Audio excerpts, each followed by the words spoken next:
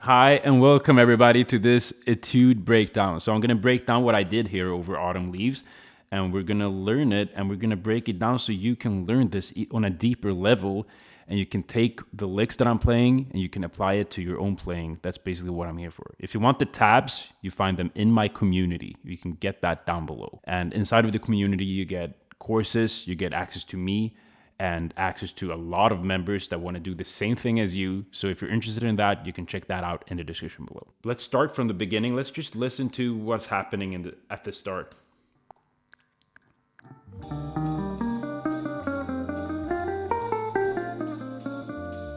That's the first thing. All right. Sounds pretty damn jazzy, right? And this is, let's listen again.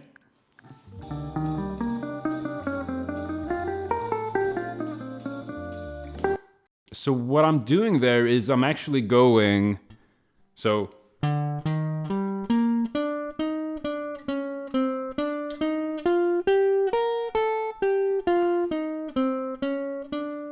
why this lick is really good, or this phrase, why it's so good, is because you get like a phrase that's up and down, so you can apply this to any 2-5-1, because you were playing this over C minor, F7, B flat major 7, right? So this really works. What you're doing is you're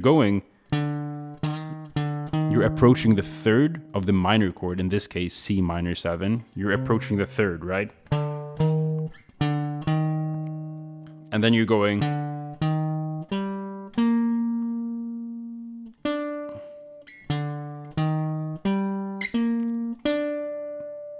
so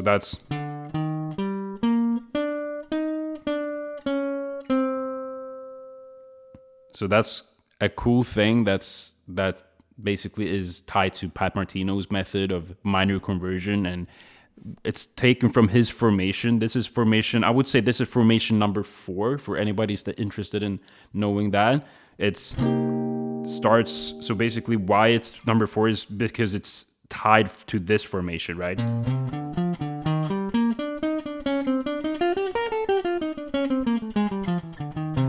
So that PDF is also available inside of the community to get the formations and all that. But so we're doing this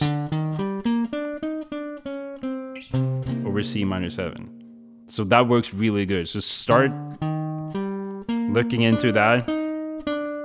And then it goes, right?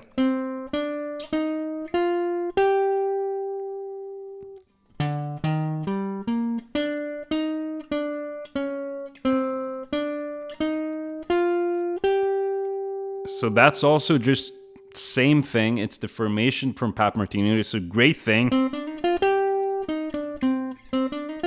So it goes.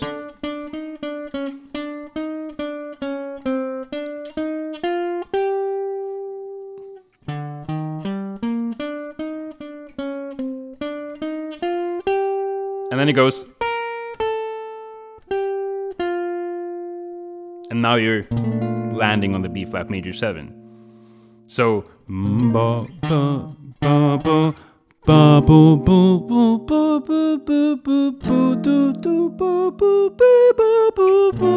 so that's kind of how it sounds like. So I'm not thinking anything over C minor F7 except this thing.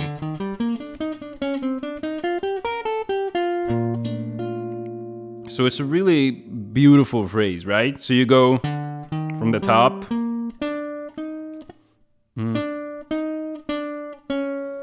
You go up this. And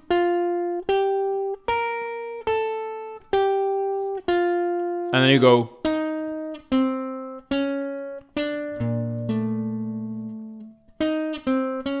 So that's just a classic bebop phrase. So what you're seeing here is I'm mixing the Pat Martino formations, and I'm also mixing in bebop language, and that is how we want to do it. And that's why this is probably valuable for you to know, because now you're getting the musical aspect of it, right? So from the top, that's so 1, 2, 1, 2, 3, 4.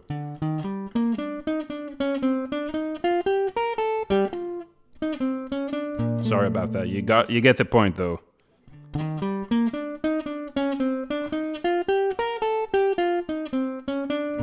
So that's it.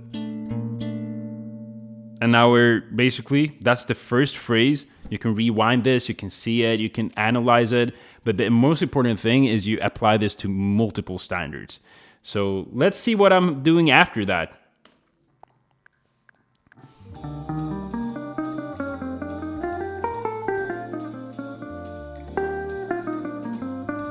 Okay. So what I'm doing there is basically after this, I'm doing. So this is more like it's like a middle thing that just what I think I'm thought about, like when I was playing this etude, I think I just thought about it being just a phrase that you put in between, and it's also something that I respond to myself, right? It's like I'm, this thing, I landed on that, and now I want to kind of respond to that. But then it goes to E flat major. So it's like I'm using this note as like a statement, like. So that's just how I thought about it. Like it's a musical thing of like kind of going. I'm trying to articulate this the best I can, because this is like, I'm not even sure, because this is not like a bebop phrase or something like that, like in the same way as like, and now I'm doing this slide with this thing, like this thrill. I love doing that thing.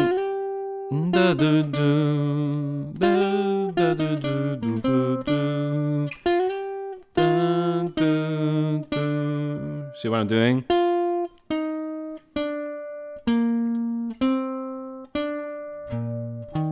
And then it goes to E flat major 7, right? So pretty cool thing, right? So and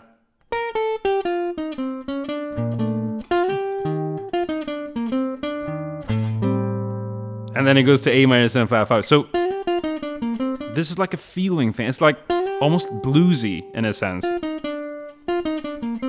But it's also about this note. I'm making it about this note. And that in itself is very jazzy thing to do, to make it about a note, right?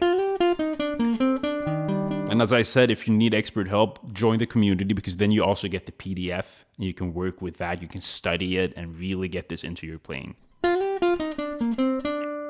Okay, so from this part, after this, it goes to A minor 7 flat 5.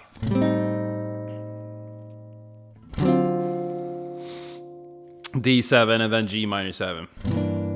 G minor 6. Let's see what I'm doing after that.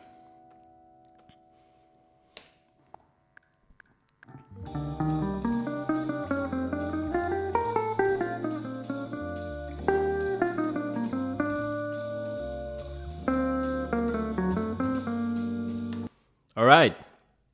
That's what I did. So A minor 7 flat 5, and then so this is an A minor 7 flat 5, D7, G minor phrase, right? So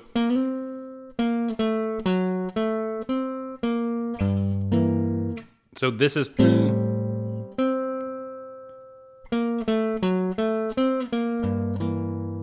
so what I'm doing is I'm doing this is the third of D7, which is why I landed there, right? And then I'm doing So you hear it's like, it's a very almost Bach kind of thing, right? Using the third, right? Third of A minor 7, third of D, and the third of G. So you're making about the third here, right? You're using the third. So from the top, that will be.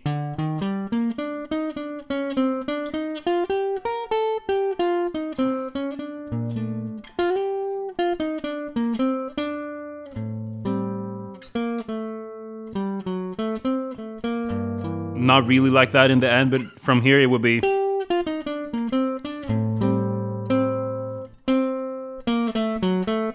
That's how it would be, right?